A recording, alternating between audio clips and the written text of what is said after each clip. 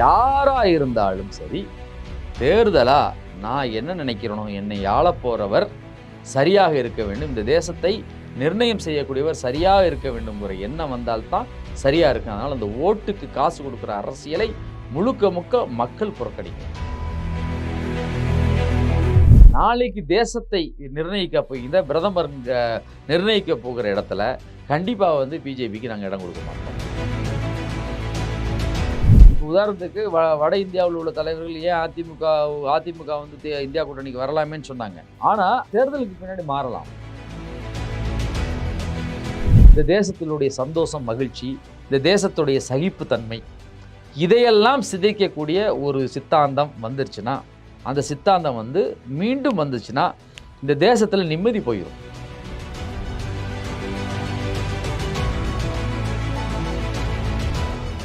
கேள்விக்கணைகள் நிகழ்ச்சிக்கு வரவேற்பது மகிழ்ச்சி. நேர்காணலில் பங்கேற்பதற்காக இந்திய தௌஹீத் ஜமாத்தின் துணைத் தலைவர் திரு முகமது முனீர் அவர்கள் வந்திருக்காரு. வணக்கம். வாழ்த்துக்கள். உங்கள் மீதியாக இறைவனின் சாந்தியும் சமாதானமும் வற்றா பெருங்கருணையும் உண்டாகட்டுமாக. ஏப்ரல் 19 வாக்குப்பதிவு அன்னைக்கு பார்த்தீங்கன்னா காலையில் கொஞ்சம் 7 மணிலேருந்து கொஞ்சம் நிறைய கூட்டங்கள் இருந்தது. 11 மணிக்கு மேலே அந்த அளவுக்கு வெயில் எந்த கூட்டமும் இல்லை, எந்த வாக்குச்சாவடியிலுமே கூட்டமே இல்லை.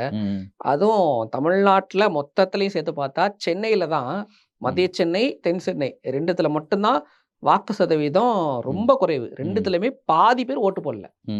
என்னவா இருக்கும்னு நினைக்கிறீங்க? இப்போ இதில் பார்த்தீங்கன்னா இந்த 2 தொகுதியிலையும் இப்போ வட சென்னை உழைக்கும் மக்கள், அன்றாட காட்சிகள், மீனவர்கள் அதிகமாக இருப்பாங்க. அன்னைக்கு பிரச்சனைகள் அவங்க சந்திக்கக்கூடிய மக்கள், அவங்க ஓரளவுக்கு தங்களுடைய ஜனநாயக கடமையை நிறைவேற்றிட்டாங்க. இங்கே பார்த்தீங்கன்னா மத்திய சென்னை பார்த்தீங்கன்னா அதிகமாக முஸ்லீம்கள் இருக்கிறாங்க. இப்போ நீங்கள் இந்த 50% ஓட்டு போல இருக்குல்ல, இதில் மெஜாரிட்டி ஓட்டு யாருன்னு பார்த்தீங்கன்னா முஸ்லீம்கள் ஓட்டு தான். முஸ்லீம்கள் ஓட்டு எல்லாமே போலாயிருச்சு. தலித்துகள் ஓட்டும் போலாயிருச்சு. மேக்சிமம் தலித்துகள் ஓட்டும் போலாயிருச்சு. இப்போ இதுக்கெல்லாமல் ஒன்று பார்த்தீங்கன்னா வட இந்தியாவில் குடியிருக்கிறாங்களே சவுகார்பேட்டை, அவங்கெல்லாம் திமுகவுக்கு வாக்களிச்சுக்கிறாங்க இந்த ட்ரிப்பு. நீங்கள் பார்த்தீங்கன்னா ஒரு பெரிய ரேலியே நடந்தது. வட இந்திய பெண்கள் திமுகவுக்கு ஆதரவாக திமுக கொடியேந்தி ஸ்டாலினுடைய படத்தை எடுத்துக்கிட்டு கலைஞருடைய படத்தை எடுத்துக்கிட்டு ஊரில் வந்த காட்சியை நீங்கள் தமிழ்நாட்டில் பார்த்துருக்கவே முடியாது. இதுதான் முதல் முறை. ராஜஸ்தானிய பெண்களும் வட இந்திய பெண்களும் வந்தாங்க. அது சேகர் பாபு ஏற்படுத்தி ஒரு மிகப்பெரிய மாற்றம், ஸ்டாலின் மீது வந்திருக்கக்கூடிய நம்பிக்கை. ஆனால் அவர்களும் வாக்களித்தாங்க. இதில் வாக்களிக்காதவங்கலாம் யாருன்னா அந்த எண்ணத்தை போட்டு வாக்களிக்கிறது, ஒரு விரக்தியான மனநிலை, நம்ம வாக்களிக்கிறதுனால என்ன மாற்றம் வரவா போகுது அப்படிங்கிறத படித்தவங்க நிறைய பேர் இருக்கிறாங்கல்ல. சோம்பேறித்தனம். என்னடா வெயில் 102 இருக்குது, இவ்வளோ பெரிய வெயிலில் எப்படா போய் ஓட்டு போடுறது, காலங்காத்தால் எப்படி போய் நிற்கிறது, சாப்பிட்டுட்டு போகலாம், சாப்பிட்டுட்டு போய் மொட்டை மாடியில் பார்த்தா திருப்பி வெயில், அதோட படுத்துட்டாங்க. ஆனால் இது ஜனநாயக கடமை, இது அடிப்படை, உங்களுடைய உரிமை, இருக்கிற உரிமையே இதுதான் உங்களுக்கு. இதையே நீங்கள் விட்டுட்டீங்கன்னா எப்படி? அப்போ ஒன்னொன்று ஒரு விரக்தி நிலைமை இருக்குது. என்ன அளவுக்கு விரக்தி நிலைமைனா, என்னடா தமிழ்நாட்டில் ஆட்சி நடக்குது, தமிழ்நாட்டில் ஓரளவுக்கு மக்களுக்கான ஆட்சியாக இருக்கின்றது, மக்களுக்கு தேவைகளை தர்றாங்க, ஆனால் மக்களுடைய உரிமைகளை வட இந்தியாவிலேருந்து கிடைக்க மாட்டேங்குதே, பிரதமர் தரமாட்டேங்கிறாங்கிற ஒரு விரக்தி இருக்குது. அந்த விரக்தியோட வெளிப்பாடு எப்படி இருக்கணும்? ஓட்டில் போட்டிருக்கணும். இது எப்படி நான் எஜுகேட் பண்ணணும்? ஏன்னா எஜுகேட் ஆனவங்களுக்கே நம்ம எஜுகேட் பண்ண நம்ம கடமைப்பட்டிருக்கோம். இப்போ இந்த வாக்கு சதவீதம் குறைஞ்சிருக்கிறதுனால இப்போ தேர்தல் ஆணையமும் பார்த்தீங்கன்னா அந்த ஏப்ரல் 19 அன்னைக்கு வெளியிட்டதில் 72%, மறுநாள் வெளியிட்டதில் 69.46 சொன்னாங்க. அப்புறம் ஃபைனலாக ஒரு அடுத்த நாள் வெளியிட்டதில் வேற வந்தது, மாறுபாடு இருந்தது, அவங்களுக்கே குளறுபடியில் இருந்தது. இந்த வாக்கு சதவீதம் குறைஞ்சதுனால இப்போ வெற்றி வேட்பாளரோட டிஃப்ரென்ஸும் குறையும்ல. திருச்சியில் பார்த்தீங்கன்னா ஒரு 3 லட்சம் 4 லட்சம் வாக்கு வித்தியாசத்தில் திருநாவுக்கரசர் போன வாட்டி வெற்றி பெற்றாரு. அந்த மாதிரி இப்போ பார்க்கும்போது எல்லாமே அந்த டிஃப்ரென்ஸ் குறையும்ல. ஆமாம். இப்போ எப்படின்னா நீங்கள் ஒரு விஷயம் பார்த்தீங்கன்னா, அந்த உதாரணத்துக்கு ஒரு 7 மணி 8 மணிக்கெல்லாம் இத்தனை புள்ளி இத்தனை சதவீதம் வந்திருக்குன்னு சொல்லிடுவாங்க. இந்த ட்ரிப்பு ப்ரெஸ் மீட் கொடுக்குறப்ப கூட நம்ம எலெக்ஷன் கமிஷன் என்ன சொல்கிறாருன்னா, தூத்துக்குடி போன்ற சில இடங்களில் வரக்கூடிய அந்த எண்ணிக்கை ரொம்ப லேட் ஆச்சு, 7 மணிக்கு மேலேயெல்லாம் சில பூத்தில் மக்கள் வந்திருக்கிறாங்க. அந்த மக்கள் வந்தோன்னா அவங்க அலோவ் பண்ணியிருக்கிறாங்க, ஓட்டுகள் போட்டிருக்கிறாங்க. அந்த தரவுகள் ஒரு குறிப்பிட்ட நேரத்துக்குள்ளே எங்களுக்கு வர்றது டிலே ஆனனால நாங்கள் கொடுக்கல, அது டிலே ஆச்சு, அந்த நம்பர்ஸில் வித்தியாசம் ஆகுது. பட் எங்கேயுமே ரீஎலெக்ஷனுங்கிறதுக்கான சூழ்நிலை இல்லை அப்படின்னா கூட இல்ல என்னன்னா வந்து இதில நீங்க சொன்னது முக்கியமான பாயிண்ட்டு. என்னன்னா, இப்ப உதாரணத்துக்கு 4,00,000 வித்தியாசத்தில திருநாவுக்கரசு ஜெயிச்சாரு. பல்லாயிரக்கணக்கான ஓட்டு வித்தியாசத்தில வந்து பல பேர் வெற்றி அடைஞ்சுக்கிறாங்க. இவங்கெல்லாம் வந்து கொஞ்சம் வாக்கு வித்தியாசம். இப்போ உதாரணத்துக்கு 4,00,000த்துல வந்து 1,00,000 கூட கம்மியாகலாம். இப்ப இன்னும் சில இடங்கள்ல வந்து 1,50,000 80,000 1,50,000 1,400,000 இப்படிலாம் வெற்றி பெற்ற வேட்பாளர்கள் இருக்கு. எம்பிஸ்லாம் இருக்கிறாங்கல்ல. அவங்களுக்கும் அந்த நம்பர்ஸ்ல வந்து கொஞ்சம் குறையக்கூடிய வாய்ப்புகள் இருக்கு. இருந்தாலும் கூட இன்னும் என்னன்னா, ஆனா ஒரு நல்ல விஷயம் இந்த தேர்தல்ல, மக்கள் மத்தியில எப்படின்னா வந்து பெரிய அளவுல பணம் வந்து கொடுக்கப்படல. ம். அது ஒரு சில இடத்துல லிமிட்டா குடுத்தாங்கன்னு சொல்றாங்க. ஆனா சில கம்மி சதவீதம் கம்மியானதுக்கு காரணம் இன்னும் சில தகவல் வருது. காசு வராதனால காசும் வரல, எலக்ஷன்ல ஓட்டும் போடலைன்னு சொல்லிட்டு பேசாம போன மாரியும் தகவல் சொல்றாங்க. எப்பா ம். எலக்ஷனா என்ன எலக்ஷன்னா காசு குடுப்பாங்க. ம். நேத்து பழக்கமாயிருச்சு. எலக்ஷனா காசு குடுப்பாங்க. காசு குடுக்கல அப்ப எலக்ஷன் இல்ல. நாங்க ஓட்டு போட மாட்டோம்னு இருக்கக்கூடிய மக்களும் இருக்கிறாங்க. ம். இந்த தவறு முக்கியம். ஒரு படித்தவரு, எம்.காம் படித்த ஒருத்தரு, நான்லாம் ஓட்டு போட மாட்டேன் அப்டின்ட்டு என்ட்ட சொல்றாரு. ம். ஏன் ஓட்டு போட ஏன்னா காசு வரல ஓட்டு போட மாட்டேன். அப்ப சத்தம் போட்டான் அவன். ம். நீ வந்து ஓட்டுங்கிறது உன்னோட உரிமை. அப்ப எங்கள காட்டி காசு வாங்குவாங்கல்ல, அது அவங்க தப்பு. யார் காசு வாங்குனாலும் அது அவர்கள் தவறு. ம். நீ உன் ஓட்ட எப்படி விக்கலாம்? சத்தம் போட்ட பின்னாடி அவர் போய் ஓட்டு போட்டுட்டு போனாரு. அப்ப என்னன்னா, இந்த மக்கள் இந்த மனநிலையை மாத்தணும். ம். எப்படின்னா, படித்தவர்கள் மத்தியிலேயே நான் பார்க்கிறேன் பல இடங்கள்ல. படித்தவங்க, ஆமா. பண்பாளர்கள். புள்ள வந்து அமெரிக்காவுல இருப்பாரு. இன்னொரு புள்ள லண்டன்ல இருப்பாரு. 2 ம். புள்ளைங்க, 3 புள்ளைங்கன்னா ஒவ்வொருத்தரும் ஒரு நாட்ல இருப்பாங்க. அமெரிக்கால ஒருத்தர், லண்டன்ல ஒருத்தர், ம். கனடாவுல ஒருத்தர் இருப்பாரு. அவரு என்ன உனக்கு காசு வரலைன்னு கேட்கக்கூடிய நிழல் இருக்கு. ம். இந்த எண்ணம் தப்பானது. இந்த எண்ணம் தப்பானது. ஆனா, இந்த தேர்தல்ல அது முறியடிக்கப்பட்டிருக்கு என்பதை வந்து நாம வந்து பல மக்கள்ட்ட பார்க்கிறப்ப தெரியுது.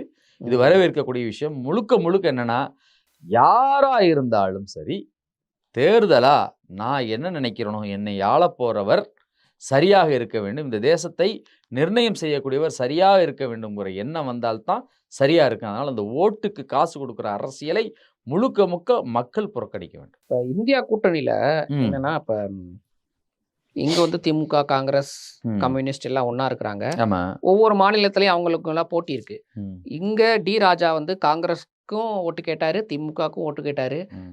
அதே கேரளால பார்த்தீங்கன்னா, அவங்களோட மனைவி ராகுல எதிர்த்து போட்டியிடுறாங்க. ஆனி ராஜா வந்து ராகுல இத வந்து நகைப்புக்குரியதா பார்க்குறாங்களே. இது எப்படின்னா, பிஜேபி இந்த மாரிலாம்.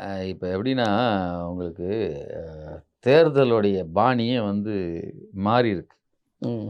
அ எப்படின்னா, சில இடங்கள்ல ஜாதி ரீதியா, சில இடங்கள்ல இன ரீதியா, சில இடங்கள்ல மொழி ரீதியா.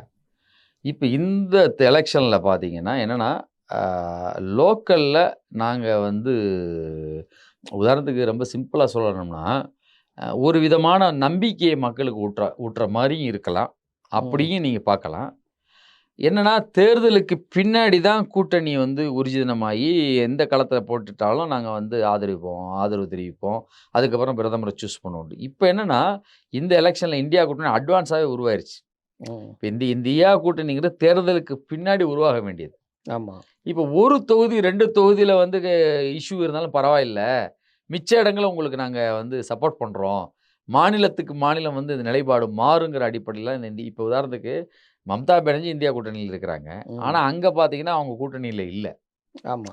இப்ப நீங்க சொல்றீங்கல்ல, இது நகைச்சுவைன்னு இருக்குங்க. இது வந்து ஒரு அழகான ஜனநாயகமா நீங்க எடுத்துக்கலாம். ம். ம்.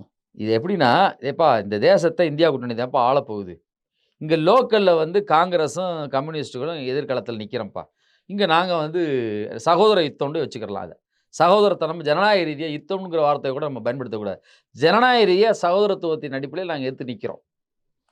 ஆனா, நாளைக்கு தேசத்தை நிர்ணயிக்க போகின்ற பிரதமர் நிர்ணயிக்க போகிற இடத்துல, கண்டிப்பா வந்து பிஜேபிக்கு நாங்க இடம் குடுக்க மாட்டோம். அப்ப ம். இந்த சூழல் நீங்க நகைப்பா பார்க்காம, இது ஒரு ராஜதந்திரமாவும், அதே நேரத்துல ஜனநாயகத்துல இருக்கக்கூடிய ஒரு உயர்ந்த மாண்பாவும் நம்ம பார்க்கணும். அது ஓகே. அப்படிதான் நான் பார்க்குறேன். ம். ம். ஆனா, அட்லீஸ்ட் ஒரு பிரதமர் வேட்பாளரா கருதக்கூடிய ம். மதிமுக வேட்பாளர் துரைவைக்கு கூட எங்களுக்கு வந்து ம். ராகுல் காந்தி தான் பிரதமர் வேட்பாளர்ன்னு சொல்லிட்டாரு. ம். இந்த மாரி போன வாட்டி ஸ்டாலின் சொன்னாரு முதல் ம். முறையா. ம். இந்த வாட்டி சொல்லலைனாலும், அவரை எதிர்த்தாவது ஒரு வேட்பாளர் நிறுத்தாம இருக்கலாம்ல. அதுவும் முக்கியமா ராஜாவோட ஒய்ஃப் நிக்கிறது. ஆமா. இது ம். வந்து ஒரு அழகான ஜனநாயகம் நீங்க பாருங்க. நம்ம கான்ஸ்டிடியூஷன்ல குடுத்துக்கூடிய நல்ல உரிமை. இந்த வேற்றுமையில் ஒற்றுமைலாம் சொல்றோம்ல. அந்த அடிப்படையில அ, ஒரு ஜனநாயகத்துல உயர்ந்த மாண்பா நம்ம பார்க்க வேண்டியது தான். அந்த ம். நேரத்துல வெறுப்பு பிரச்சாரம் இல்ல பாருங்கங்க. ஆமா. அந்த நேரத்துல ஒரு ஜனநாயக ரீதியான பிரச்சாரம் தானே அங்க நடக்குது.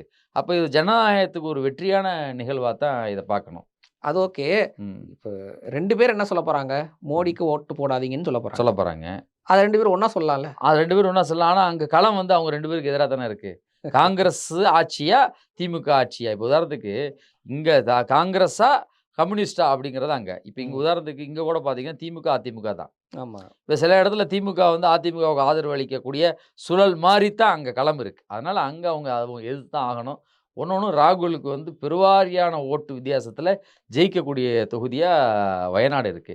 இத நீங்க வந்து அழகிய ஜனநாயகமா தான் பார்க்கணும். ரொம்ப அதே இது உயர்ந்த ஜனநாயக மாண்பா தான் அத பார்க்கணும். தமிழ்நாட்டுக்கு அப்ளை பண்ணீங்கன்னு வச்சுக்கிறங்க. ம். அ செட் ஆகாது. அதிமுக ஏன் இந்தியா கூட்டணியில இருக்கக்கூடாதுன்னு ஒரு கேள்வி இருக்குல்ல. அத வந்து வட இந்தியாவுடைய தலைவர்களே வச்சாங்க. ம். இப்ப உதாரணத்துக்கு வட இந்தியாவுல உள்ள தலைவர்கள் ஏன் அதிமுக வந்து இந்தியா கூட்டணிக்கு வரலாமேன்னு சொன்னாங்க. ஆனா, தேர்தலுக்கு பின்னாடி மாறலாம். இப்ப தேர்தலுக்கு ம். பின்னாடி ஒரு சூழ்நிலைகள் மாறக்கூடிய வாய்ப்புகள் இருக்குல்ல. அதனால வந்து இது வந்து ஒரு ஜனநாயகத்துல உயர்ந்த மாண்பா தான் நம்ம பார்க்கணும் இத. இத ம். வந்து நகைச்சுவையாவோ, எள்ளி நகையாடக்கூடிய சுழலா இல்லாம, இப்ப ஜனநாயகத்துல இது ஒரு நல்ல பண்பு. ம். நிலைக்கு வந்திருக்கிறாங்க. இப்ப தேர்தல் காரணம் என்னன்னா, பொது எதிரி யாரு? இந்த தேசத்தை காப்பாத்த போவது யாரு? இந்த தேசம் வந்து முழுக்க முழுக்க சில குறிப்பிட்ட கம்பெனிகள்ட்ட குடுத்துட்டு, அ அமைதியா இருக்கக்கூடிய சூழல். இந்த தேசத்தில உள்ளுடைய பன்முகத்தன்மை, இந்த தேசத்தினுடைய சந்தோஷம், மகிழ்ச்சி, இந்த தேசத்துடைய சகிப்புத்தன்மை, இதையெல்லாம் சிதைக்கக்கூடிய ஒரு சித்தாந்தம் வந்துருச்சுன்னா, அந்த சித்தாந்தம் வந்து மீண்டும் வந்துச்சுன்னா, இந்த தேசத்தில நிம்மதி போயிரும். மொழி ரீதியாக, இன ரீதியாக, மத ரீதியாக, ஜாதி ரீதியாக இந்த தேசத்தை பிரித்து விடுவார்கள். இப்ப என்னன்னா வந்து யார வேணா இப்ப உதாரணத்துக்கு ஜ ஜ முதலமைச்சர் எக்ஸிஸ்டிங் முதலமைச்சர் கெஜ்ரிவால தூக்கி அரெஸ்ட் பண்றாங்க. ம். ஏதோ ஒரு சில காரணங்கள சொல்றாங்க. இப்ப யாரை வேணாலும் சிறையில தள்ளலாங்கிற ஒரு நிலைப்பாடு வந்துருது பார்த்தீங்களா? அப்ப எப்படின்னா இதையெல்லாம் உடைக்க வேண்டுமென்றால் சில விஷயங்கள் நான் செய்யணும் அப்படிங்கிற அடிப்படையில, இது ஜனநாயகத்தில மிகப்பெரிய உயர்ந்த மாண்பா தான் நம்ம பார்க்கணும். ஓகே. ஆனா பொது எதிரி ஓகே. ம். ஆனா அந்த பொது எதிரி அவர எதிரி யாரோ எதிரியோட கை குடுக்காம இருக்கிறாங்கல்ல. கை கோக்க தேவையில்ல. ஆ. அவங்கள வச்சு தான் தேர்தல் சந்திக்கணும். ம். பாஜகவுக்கு எதிரா தான் தேர்தல் சந்திக்கணும். ம். ஆனா தமிழ்நாட்டிலயும் சரி, கேரளாலயும் இப்ப அவங்க 2 பேரும் கம்யூனிஸ்ட்ட பத்தி காங்கிரஸ் பேசுவாங்க. காங்கிரஸ் பத்தி கம்யூனிஸ்டும் பேசுவாங்க. ஆமா, இங்க வந்து பார்த்தீங்கன்னா, அ ப பிஜேபி பேசின அதே அளவுக்கு ஏடிஎம்கேவையும், எடப்பாடியும் ஒரு ஸ்டாலின் பேசுறார்ல. ஆமா. இங்க உள்ள நிலைப்பாடு வேற இல்ல. இங்க உள்ள அரசியல் களம் வேற இல்ல. ம். இங்க வந்து எடப்பாடிய வந்து விமர்சனம் பண்ணி தான் பேசணும். ஏன்னா, அவரு வந்து போன 5 வருடங்கள்ல வந்து 4 வருடங்கள்ல வந்து முதுகெலும்பு இல்லாத ஆட்சி தான் நடத்துனாரு. அப்ப அவருடைய குறைகளை சுட்டிக்காட்டி தான் ஆகணும். அந்த ம். அடிப்படையில தான் வந்து திரு நம்மளுடைய முதலமைச்சர் ஸ்டாலின் அவர் களத்தில வந்து சந்திச்சாரு. அது ஏன்னா வந்து நீங்க வந்து அந்த நேரத்தில காம்ப்ரமைஸ் பண்ணீங்க. கேட்டா நாங்க ஆட்சிய காப்பாத்துறதுக்காக ஆமா. செஞ்சோம். நாங்க இந்த ஆட்சி இல்லட்டா வந்து நாங்க ஆட்சியில இருந்திருக்க முடியாதுங்கிறீங்க. ஆனா முன்னாள் முதலமைச்சர் ஜெயலலிதா வந்து அப்படி இருந்திருக்க மாட்டாங்களே! அதனால வந்து இங்க களம் வேற. இன்னொன்னு எப்புட்ன்னா, இனி வருங்காலத்தில வந்து ஒரு நல்ல அ நேர்மையான, சரியான ஜனநாயக மாண்புகள் வந்து கடைபிடிக்கிறதுக்கு இதெல்லாம் ஒரு அழகிய உதாரணமா நம்ம பார்க்கலாம். உதாரணத்துக்கு பார்த்தீங்கன்னா, நம்ம இப்ப உதாரணத்துக்கு ஒரு தெருவுல இருக்கிறாரு. ஒரு பெரிய தெரு, சின்ன தெருன்னு வச்சுக்கிருவோமே. சின்ன தெருக்காரங்களுக்கும், பெரிய தெருக்காரங்களுக்கும் ம். சண்டை போட்டுக்குருவாங்க. அந்த சின்ன தெருக்காரனும், பெரிய தெருக்காரனுக்கும் மதுரைக்கு போறாங்கன்னு வைங்களேன். மதுரைக்கு போனா, "ஏய் நம்ம ஊர்க்காரன்டான்னு" ஆயிரும். ம். ம். மதுரையில வந்து ம மதுரையில நம்ம உதாரணத்துக்கு எடுத்துக்கிட்டா 2 தெருக்காரங்க சண்டை போடுறாங்கன்னு வைங்களேன். அந்த மதுரைக்காரங்க மெட்ராஸ் வந்தா, "டேய் நம்மலாம் மதுரைக்காரன்டான்னு" ஆயிருவாங்க. உண்மையா? கரெக்ட் தான். இந்த மதுரைக்காரங்க வந்து அடுத்து வந்து கேரளாவுக்கு போறாங்கன்னு வைங்களேன். இங்க வந்து உதாரணத்துக்கு மதுரைக்காரனுக்கும், திருநெல்வேலிக்காரங்களுக்கும், தூத்துக்குடிக்காரங்களுக்கும் ஒரு சும்மா ஒரு ஒரு சின்ன சச்சரவோ, சண்டையோ இருக்கும். "ஏய் நான் திருநெல்வேலி தான்டா வெயிட்டுன்னு" ஒருத்தன் சொல்லுவாரு. ஒருத்தர் "மதுரை தான்டா வீரபூமி" அப்படின்னு சொல்லுவாரு. ஒருத்தர் "தஞ்சாவூர் தான் வீரபூமின்னு" சொல்லுவாங்க. இதே அவங்க வந்து மகாராஷ்டிரா போயிட்டா, டெல்லி போயிட்டா ம். தமிழ்நாட்டுக்காரங்களா ஆயிடுறாங்க. இதே வந்து இதே வந்து ஆயிடுவாங்க. உதாரணத்துக்கு பார்த்தீங்கன்னா, ராஜஸ்தான்காரரு, டெல்லிக்காரரு, தமிழ்நாட்டுக்காரர் வந்து யுபியில இருக்கிறாருன்னு வைங்களேன். இல்லாட்டா டெல்லியிலே இருக்கிறாருன்னா டெல்லி தான்டா சிறப்புன்னு சொல்லுவாங்க. ம். அடுத்து யூபிக்காரர் என்ன சொல்லுவார், யூபி தான் பெஸ்ட்டும்பாரு. தமிழ்நாடு இருக்கார், தமிழ்நாடு தான் பெஸ்ட்டும்பாரு. அவரே துபாய்க்கோ அமெரிக்காவுக்கோ போய்ட்டா நம்மலாம் இந்தியன்ஸ் அப்படிம்பாங்க. இப்போ இது வந்து எப்படின்னா வந்து இது இப்போ நிரந்தர பகை இல்லாத ம். ஒரு நேசத்தின் அடிப்படையில் பாசத்தின் அடிப்படையில் நடக்கிற சின்ன சின்ன சண்டைகள். அதே நேரத்தில் ஒன்றுனா இப்போ உதாரணத்துக்கு அமெரிக்காவில் போய் லண்டனில் போனால் நம்ம தமிழர்களாக இருக்கிறோம். தமிழர்கள் எல்லாம் ஒன்று சேர்ந்து இந்தியர்களாக தான் அங்கே இருக்கிறோம். ம். ம். அப்போ அது வந்து நம்ம பெரிதாக எடுத்துக்கொள்ள வேண்டிய அவசியம் இல்லை. எப்படின்னா ஒரு பொது எதிரியை இந்த தேசத்தை காப்பாற்றக்கூடிய வேலையில் சில காம்ப்ரமைஸ் சில இடங்களில் பண்ணிக்கிறாங்க. பண்ணித்தான் ஆகணும். பண்ணித்தான் ஆகணும். ஆனால் என்னன்னா இவர்கள் யாரும் நாளைக்கு பிஜேபிக்கு விலை போயிடக்கூடாது. பிஜேபி இப்போ உதாரணத்துக்கு இந்த இந்தியா கூட்டணியில் இருக்கக்கூடிய தலைவர்கள் நீங்கள் வந்து மிக முரண்பாடுவான பல கட்சிகள் தாக்கரே போன்ற சிவசேனா போன்ற கட்சிகள் கூட இருந்தாலும் கூட நாளைக்கு என்னென்னா ஆட்சி அமைக்கிறதுக்கான குறிப்பிட்ட எண்ணிக்கை கம்மியாக இருந்தால் பிஜேபி ஆட்சி அந்த நேரத்தில் இவர்கள் எல்லாம் வந்து அவர்கள்ட்ட கைகோர்த்துட்டாங்கன்னா நான் சொல்லக்கூடிய அந்த ஜனநாயக மாண்பு அந்த ஜனநாயகத்தில் உள்ள சிறப்பு தன்மையெல்லாம் அடிபட்டு போய் அப்போ வந்து போலி ஜனநாயகமாக மாறிடுறது. அதில் வந்து இந்த தலைவர்கள் வந்து மிக கவனமாக இருக்கணும். இந்தியா கூட்டணியை மிக அற்புதமாக கட்டமைத்து இந்த தேசத்தை காக்கக்கூடிய அனைத்து வேலைகளையும் செய்யணும். 7 ஃபேஸ் தேர்தலும் முடிஞ்சு யார் ஆட்சி அமைக்கிறாங்க, எப்படி அமைப்போகுதுங்கிறத பொறுத்திருந்து பார்ப்போம். நேர்காணல் பங்கேற்றமைக்கு மிக்க நன்றி. இறைவன் உங்களுக்கு எல்லா விதமான வெற்றியும் தருவா. இந்த நிகழ் சேனல் மிகப்பெரிய சேனலாக உருவாகி மக்களுடைய உண்மையான கருத்துக்களையும் தேவைகளையும் நீதியையும் நிலைநாட்டக்கூடிய சேனலாக வர எல்லாம் உள்ள இறைவனிடம் நாம் பிரார்த்தனை செய்கின்றோம்.